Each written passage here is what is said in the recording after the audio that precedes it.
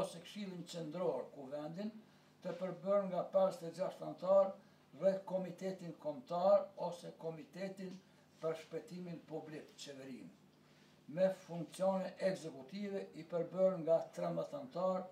me kryetar Haxhi Ymer Efendi Prizrenin, Myderez i të drejtës islamike nga Prizreni dhe me anëtar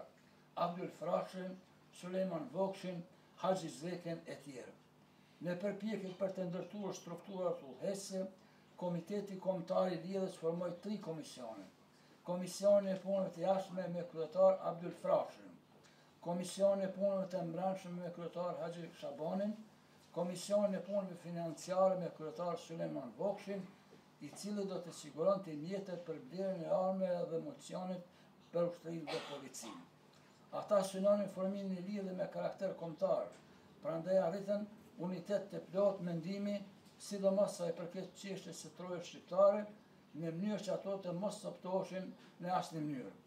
Po atë ditë, Kuvendi Kombëtar miratoi tekstin e një proteste drejtuar Kongresit të Berlinit, ku kundërshtoi shkputja krajinave shqiptare për t'u dhuruar shteteve fëqine Serbisë, Malit të Zi dhe Greqisë. Pos pushtetit administrativ dhe ushtarak, gjatë verës së vitit 1879, Lidha formoi edhe pushtetin gjyqësor, ndërsa në dhjetor të vitit 1880 shpalli qeverinë e përkohshme, në krye të së cilës u emërua Ymer Prizreni, nën kryetar u emërua Shuaib Shtahiu, ministri i punëve të jashtme Abdul Frashi, ndërsa Sulejman Vokshi u ngarku me detyrën e shefit të dikasterit të mbrojtjes dhe komandant i forcave të armatosura.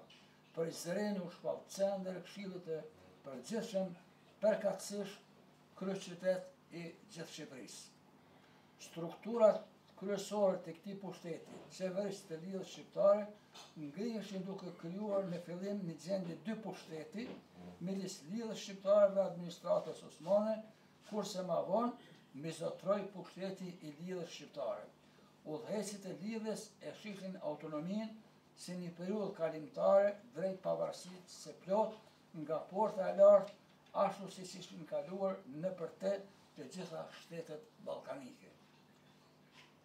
Edhe perandoria osmane në reagimin e shqiptarëve për të mbrojtur tokat e tyre, shihte mundësinë për të shpëtuar trusnisë ruse, por pa dividende politike, autonomiste brenda perandorisë, siç kërkonin shqiptarët. Ka shumë të dhëna nga ku del në pa rezoni politik i elitës shqiptare të kohës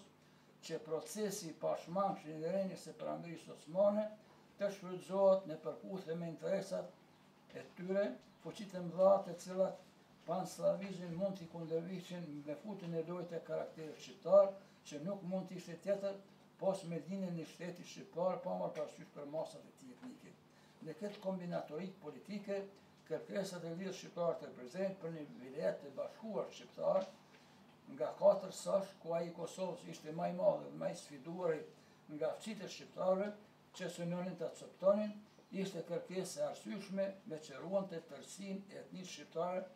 dhe njëherë atë e faktorizonte në raport me perandorinë osmane, por edhe me fuqitë e mëdha të kohës, duke u parë edhe si interes i tyre. Në kohën ku formoi lidhja shqiptare prezent, fuqitë e mëdha kishin arritur marrëveshje për thirrjen e një kongresi për vidimin e vendimeve të traktatit të Shën Stefanit. Kongresi filloi punimet në Berlin me 13 qershor 1878. Në të marrin pjesë Britania e Madhe, Gjermania,